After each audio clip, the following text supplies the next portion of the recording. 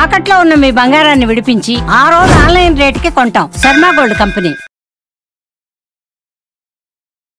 Welcome to Suman TV. నేను మీ Suman TV Nag. According to Vedic astrology కనుక మనం చూసుకుంటే కర్మ సిద్ధాంతం జనరల్గా ఏ రాశి వారికి ఏ విధంగా ఉంటుంది, ఎస్పెషల్లీ విమెన్కి ఏ విధంగా ఉంటుంది, మేషరాశి వారికి కనుక మనం చూసుకుంటే ఏ విధంగా ఉండే అవకాశం ఉంటుంది అనేది ఈరోజు మనతో పాటు వేదిక్ ఆస్ట్రాలజీ ఉమా గారు ఉన్నారు. అది వారి మాట్లాడి తెలుసుకుందాం. నమస్కారం ఉమా గారు. నమస్తే నాగరాజు గారు. కర్మ సిద్ధాంతంలో ఎన్ని రకాలుగా ఉంటుంది అండ్ దాంతోపాటు మేషరాశి వారికి ఎస్పెషల్లీ విమెన్కి కనుక మనం చూసుకుంటే ఫలానా వాళ్ళు ఫలానా కర్మలో ఉన్నారు అని చెప్పి మనకి ఏ విధంగా తెలుస్తుంది, ఎలా బయటపడాలి? ముఖ్యంగా నాగరాజు గారు, కర్మలు ఎప్పుడూ కూడా 3 రకాలుగా విభజించబడ్డాయి. మొదటిది సంచిత కర్మ.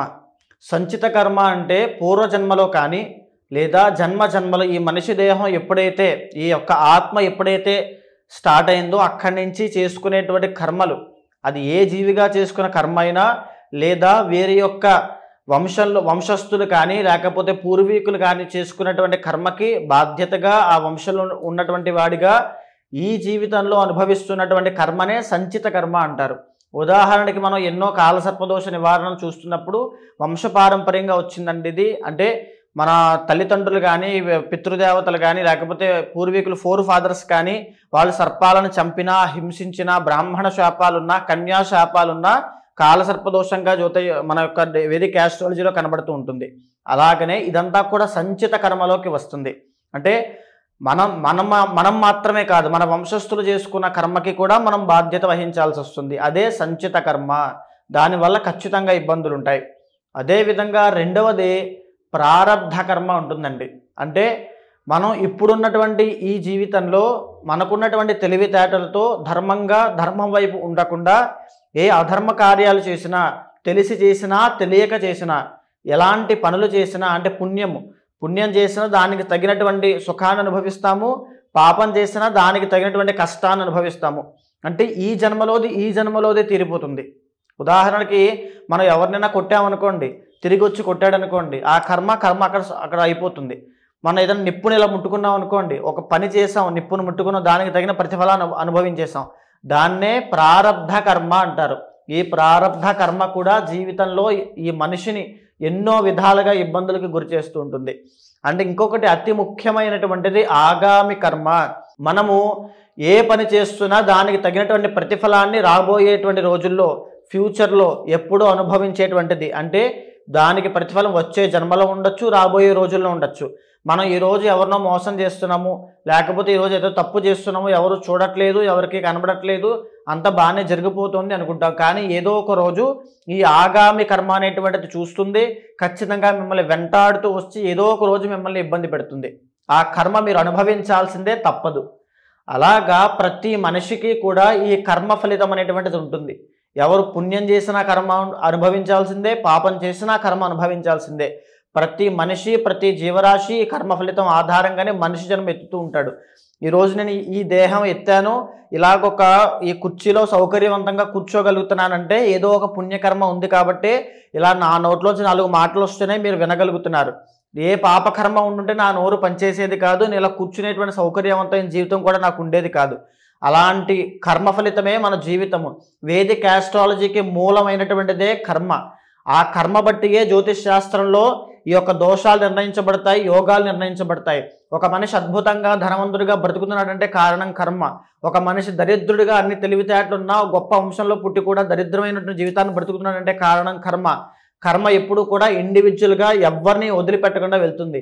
ఈవెన్ దేవతలకి, రాక్షసులకి, దానవులకి, యక్ష, కిన్నర, కింపురుష, గంధర్వ, మానవులందరికీ కూడా ఈ కర్మ అనేటువంటిది ఉంటుంది. ఎలా అండి మరి మేషరాశి వారికి ఏ కర్మ ఉందని ఎలా కనుక్కుంటాము, ఎస్పెషల్లీ విమెన్కి? అంటే ఇక్కడ ఏ కర్మలో ఉన్నారు అని తెలుస్తుంది మనకి.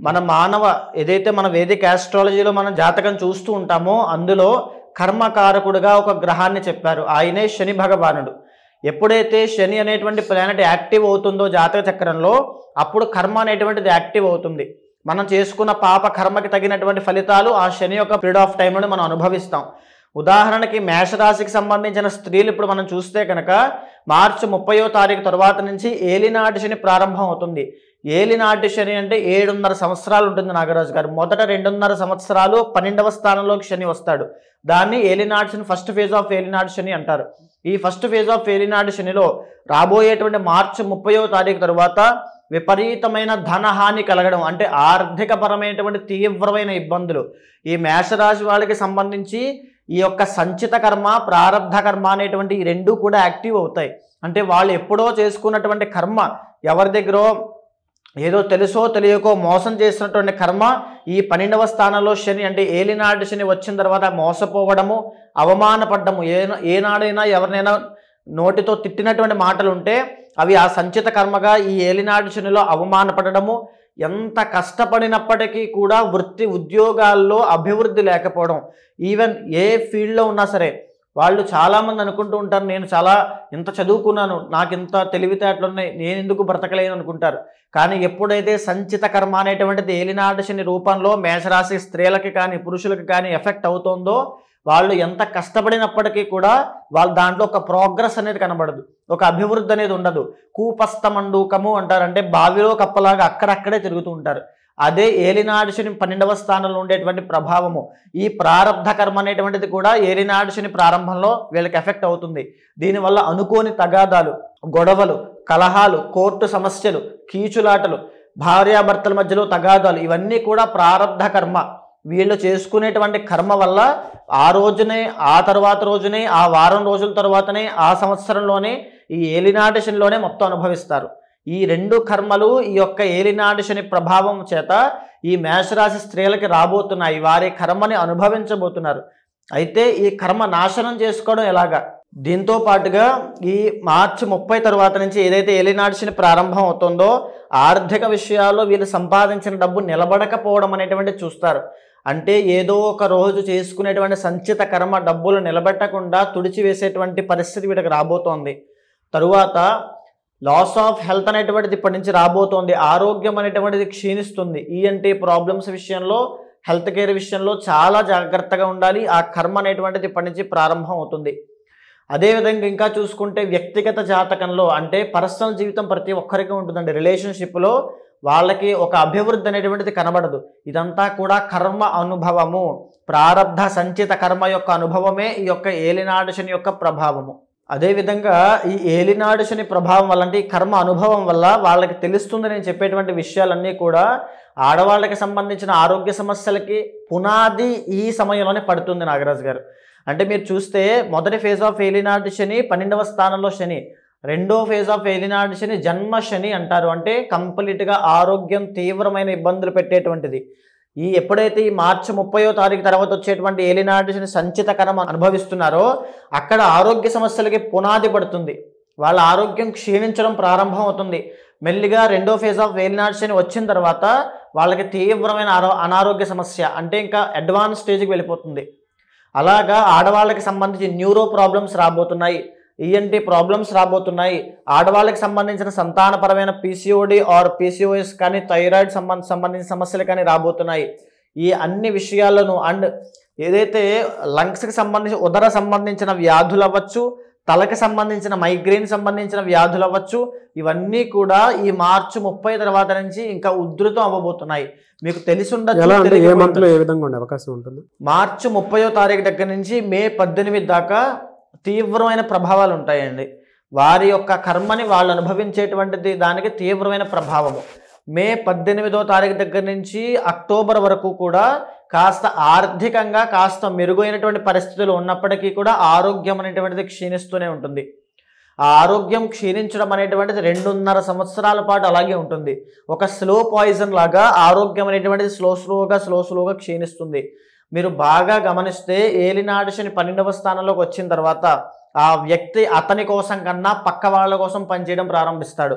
అతని శక్తి, అతని యొక్క తెలివితేటలు అతనికి పని చేయవు. అది కూడా కర్మ అనుభవమే. అది మార్చి 30వ తర్వాత నుంచి వాళ్ళు చూడబోతున్నారు, వాళ్ళు చూస్తారు. ఖచ్చితంగా వాళ్ళకి ఆ అనుభవం ఉంటుంది. ఫ్యామిలీ కోసమో లేకపోతే స్నేహితుల కోసం, ఫ్రెండ్స్ కోసమో, ఎవరెవరి కోసమో వీళ్ళ కష్టం అంతా ధారపోయాల్సి వస్తుంది తప్ప వీళ్ళకి పట్టెడు అన్నం కూడా ప్రశాంతంగా తినేటువంటి అది కూడా ఉండదు, ఆ యోగం కూడా ఉండదు. అంటే అంత కష్టపడినప్పటికీ కూడా అది వృధా ప్రయాస అయిపోతూనే ఉంటుంది. ఎలా గుర్తించాలి సార్ మరి? అంటే దీన్ని ఇప్పుడు ఈ కర్మకారకుడైన శని వస్తున్నాడు కాబట్టి ఈ శని యొక్క పీరియడ్ టైంలోనే ఈ సంచిత కర్మ, ప్రారబ్ధ కర్మ అనేటువంటి యొక్క కర్మ యొక్క అనుభవమే వీళ్ళ జీవితంలో ఇప్పటివరకు నేను చెప్పిన సిమ్టమ్స్ అన్నీ ఆ రూపంలో వస్తాయి. ఆ కర్మ అనేటువంటిది అలా వెంటాడుతూ అప్పుడు వీళ్ళ మీద వీళ్ళ మీద ఆల్రెడీ తెలుస్తుంది. సంచిత కర్మ వల్ల ఆల్రెడీ ఎప్పుడు కూడా శని యొక్క ప్రభావం 3 నెలల ముందు నుంచే వస్తుంది నాగరాజు గారు. అంటే ఏలినాటి శని మార్చి 30వ తారీఖు ప్రారంభం అవుతున్నా ఆ ప్రభావం 3 నెలల ముందు నుంచే ప్రారంభం అవుతుంది. ఆల్రెడీ ఇప్పటికే వాళ్ళకి నేను చెప్పేటువంటి అన్నీ కూడా కనెక్ట్ అవుతాయి, అన్నీ అర్థమవుతాయి. సంబంధించిన ఆరోగ్య విషయంలో అవ్వచ్చు, ధనహాని అవ్వచ్చు, అంటే సంపాదించింది నిలబడకపోవడం అవ్వచ్చు, కోర్టు సమస్యలు, తగాదాలు, అవమానపడడం, వీళ్ళ ప్రమేయం లేకుండా ఒక్క తప్పు కూడా వీళ్ళు చేయకుండా వీళ్ళు ఎన్నో సూటిపోటి మాటలు అంటూ ఉంటారు. అది పడాల్సి వస్తుంది. ఏమి చేయలేని పరిస్థితిలో ఉంటారు. అది కర్మ అనుభవము, తప్పదండి. ఎలా సార్, అంటే ఈ కర్మ సిద్ధాంతానికి సంబంధించినటువంటి రెమెడీ ఏమైనా ఉంటుందా? ఈ ఫిబ్రవరి 26వ తారీఖున నాగరాజు గారు మహాశివరాత్రి అయింది. జన్మకొక శివరాత్రి అంటారు. అంటే ఈ మహాశివరాత్రిని పురస్కరించుకుని నేను చేసేటువంటి కర్మ నివారణ అవ్వడం కోసం చేసే రుద్రయాగంలో పాల్గొమని చెప్పండి. ఎవరైనా సరే, ఏ ఇండివిజువల్లో అయినా సరే, అంటే మీ కర్మ మీదే, మీ భార్య కర్మ మీ భార్యదే, ఎవరి కర్మ వాళ్ళదే. ఎవరైతే రుద్రయాగంలో పాల్గొంటారో వాళ్ళు జన్మలతో చేసినటువంటి సంచిత కర్మ అయినా, వాడు తెలుసో తెలియకో ఈ జన్మలో ఏదో తెలియని పాపం చేసినటువంటి ప్రారబ్ధ కర్మ వల్ల వచ్చే కష్టాలైనా తొలగిపోతాయి. ఉదాహరణకి ఒక వ్యక్తి ఉంటారండి, ఎంతో సంపాదిస్తూ ఉంటాడు, కానీ ఒక్క రూపాయి కూడా నిలబడదు. అవన్నీ కూడా ఇంట్లో ఉండేటువంటి వాళ్ళ ఆరోగ్య సమస్యలకి, వాళ్ళ చదువులకి, వాళ్ళ కష్టాలకి, వాళ్ళ కోరికలకి అన్నీ దానం చేస్తూనే ఉంటాడు. శ్రమదానం అవుతుంది, అన్నీ అయిపోతూనే ఉంటే జీవితం అలసి సొలసిపోతుంది తప్ప అతను ఏమాత్రం అనుభవించలేడు. అది కూడా ఒక కర్మే. జీవితాంతము మనశ్శాంతి లేకుండా అందరి కోసం కష్టపడడం కూడా ఒక కర్మే. ఎంత సంపాదన ఉన్నప్పటికీ కూడా తినడానికి తిన్న తర్వాత అరగకపోవడము, ఆ డయాబెటీస్ అవ్వచ్చు, బీపీ అవ్వచ్చు, ఇవన్నీ కూడా ఎక్కడి నుంచి వస్తున్నాయండి? సంచిత ప్రారబ్ధ కర్మల వల్లే వస్తున్నాయి. ఎప్పుడైతే కర్మ అనేటువంటిది నాశనం అవుతుందో ఆరోగ్యపరంగా ఒక మెరుగైన జీవితం ఉంటుంది. అదేవిధంగా ఒక మ్యారీడ్ లైఫ్లో ఇబ్బందులు వస్తున్నాయి, మాంగళ్య దోషం ఎందుచేత వస్తుంది అంటే సంచిత కర్మ వల్లే వస్తుంది. ఆ సంచిత కర్మ పోతేనే ఈ మాంగళ్య దోషం పోతుంది. 33 సంవత్సరాల దాకా వివాహం కావట్లేదు అంటే ఎందుచేత కావట్లేదు అంటే సంచిత కర్మ వల్లే కావడం లేదు. ఎప్పుడైతే కర్మ అనేటువంటిది నాశనం అవుతుందో, మూలమైనటువంటి కర్మ నాశనం జరిగినప్పుడు ఎలాంటి కోరికలు తీరాలన్నా తీరుతాయి, ఎలాంటి సమస్యలు పోవాలన్నా పోతాయి. మీరు ఇప్పుడే అన్నారు యజ్ఞాలు, యాగాలు, హోమాలు లాంటి లేదంటే పూజలు చేస్తే కర్మ నాశనం అవుతుంది అని. అండ్ ఇందాక ఒక మాట కూడా అంటం జరిగింది, కర్మను అనుభవిస్తేనే పోతుంది అని. అవునండి, అనుభవిస్తేనే పోతుంది అని చెప్పేసి అంటూ ఉన్నారు. అంటే పూజలు, యాగాలు చేస్తే నాశనం చేయొచ్చు అని చెప్పి, కర్మను నాశనం చేసేయచ్చు అని చెప్పేసి అంటూ ఉన్నారు. ఎలా అది? ఇక్కడ ముఖ్యంగా నాగరాజు గారు చాలామందికి ఉన్నటువంటి సందేహమే ఇది. అంటే కర్మ అనేటువంటిది అనుభవిస్తేనే పోతుంది కదా, మన కర్మ మనం అనుభవించాలి, కానీ పూజలు చేస్తే ఎందుకు పోతుంది అని చాలామంది అనుకుంటూ ఉంటారు. ఉదాహరణకి ఒక మార్కండేయుడు అనేటువంటి ఒక మహాశివభక్తుడు, ఆయనకి 8 సంవత్సరాల వయసు ఉంది. ఆయన శివుడికి విపరీతమైనటువంటి ఆరాధన అంటే అభిషేకం చేస్తూ స్వామి యొక్క తపస్సులో, స్వామి యొక్క భక్తిలో మునిగి ఉన్నాడు. మునిగి ఉన్నప్పుడు ఆయన యొక్క ఆయుష్ అనేటువంటిది కంప్లీట్ అయిపోయింది.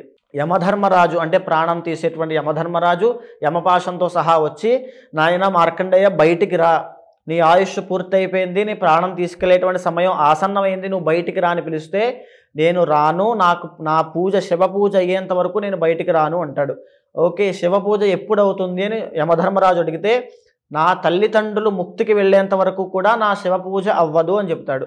అయితే ఇలాంటి ఆటలన్నీ సాగవు, నీ ఆయుష్ కంప్లీట్ అయిపోయింది, నువ్వు శివుడి దగ్గర ఉంటే ఏంటి, ఎవరి దగ్గర ఉంటే ఏంటి అని చెప్పి ఆ యమపాశాన్ని విసురుతాడు. అప్పుడు మార్కండేయుడు భక్తితో శివుణ్ణి ఆలింగనం చేసుకుని చంద్రశేఖర చంద్రశేఖర చంద్రశేఖర పాహిమామని చంద్రశేఖరాష్టకం పాడితే, శివుడు శివలింగంలోంచి ఉద్భవించి ఎడంకాలతో యమధర్మరాజుని గుండెల మీద ఒక్క తన్నుతాడు. నా భక్తుణ్ణి నువ్వెవడరా ముట్టుకోవడానికని అని తన్ని ఆ మార్కండేయును చిరంజీవిగా చేస్తాడు. ఈ సృష్టి ఉన్నంత కాలము నువ్వు బ్రతికే ఉంటావు, నిన్ను ఆపేవాళ్ళు లేడని. ఇక్కడ ఈ కథలో కనిపించేటువంటి మార్కండేయుడు జీవుడు, వచ్చినటువంటి యమధర్మరాజు కర్మ, వచ్చినటువంటి శివుడే మన భక్తి, మనం చేసేటువంటి పూజ. అంటే ఈ మార్కండేయుడికి ఏదైతే తన సంచిత పాపకర్మ వల్ల ఆయుష్ అయిపోయిందో ఆ కర్మ వల్లనే ఆయుష్ తీయడానికి యమధర్మరాజు వచ్చాడు. ఏదైతే ప్రారబ్ధ కర్మ అంటే ఇప్పుడు తను చేసుకునేటువంటి భక్తి, ఆ పూజ, ఆ యొక్క స్వామి యొక్క కటాక్షం ఏదైతే ఉందో, స్వామి ఆ భక్తి రూపంలో వచ్చి కర్మని నాశనం చేసిందా చేయలేదా? అవును. భక్తి అనేటువంటి ఒక మాధ్యమంగా మారి కలియుగంలో ఈ పూజల రూపంలో మన కర్మ అనేటువంటిది నాశనం అవుతూ ఉంటుంది. సో అందుకే మీరు 26న కర్మ నివారణ అవ్వడం కోసం రుద్రయాగం అనేటువంటి చేయడం జరుగుతోంది. ఎవ్వరు పాల్గొన్నా సరే వాళ్ళందరికీ కూడా సంచిత ప్రారబ్ధ కర్మ పోయేటట్టుగా ఆ రుద్రయాగంలో సంకల్పం చెప్పడం వల్ల ఏదైతే ఒక మనిషి ఆ మోయలేనటువంటి కర్మ బరువు ఉంటుందో దానిని ఆ తక్షణ మరుక్షణం నుంచి ఆ కర్మ అనేటువంటిది నాశనం అయిపోతుంది. సో ఎవరన్నా అప్రోచ్ అవ్వాలి అనుకుంటే ఎలా అండి? మీకు కింద కనిపించేటువంటి నెంబర్కి కాంటాక్ట్ అయితే మా వాళ్ళు మీకు పూర్తిగా వివరాలన్నీ ఇస్తారు. దానికి సంబంధించిన వివరాలన్నీ కూడా చెప్తారు. ఖచ్చితంగా కాంటాక్ట్ అవ్వండి. ఏ విషయాలు కూడా, ఏ నియమాలు పాటించాలి, ఏ మంత్రజపం చేయాలో కూడా స్వయంగా నేనే చెబుతాను. ఎనీవే సార్, థ్యాంక్ యూ అండి. థ్యాంక్ యూ సో మచ్ అమ్మ గారు. నమస్తే. చూసారు కదండి వీడియో. ఈ వీడియోపై మీ అభిప్రాయాన్ని కమెంట్ బాక్స్లో పోస్ట్ చేయండి. అండ్ ముఖ్యంగా మీరు కనుక 26న అది కూడా మహాశివరాత్రి రోజు జరిగేటువంటి రుద్రయాగంలో పాల్గొనాలి అనుకుంటే స్క్రీన్ మీద మీకు కాంటాక్ట్ నెంబర్ కనిపిస్తుంది ఉమా గారిది. దానికి మీరు కాల్ ఆర్ మెసేజ్ వాట్సాప్ చేసి ఆ ప్రాసెస్ ఏంటో తెలుసుకోవాలి అనుకుంటే కూడా తెలుసుకోవచ్చు. లేదా మీరు డైరెక్ట్గా రుద్రయాగంలోకి పాల్గొనాలి అనుకున్నా కూడా డీటెయిల్స్ కోసం స్క్రీన్ మీద కనిపిస్తున్న నెంబర్ సంప్రదించండి. అండ్ ఈ వీడియో లైక్ చేయండి, షేర్ మాత్రం తప్పకుండా చేయండి. ఇలాంటి మరిన్ని వీడియోస్ కోసం మా ఛానల్ ఫాలో అవ్వండి. Thank you.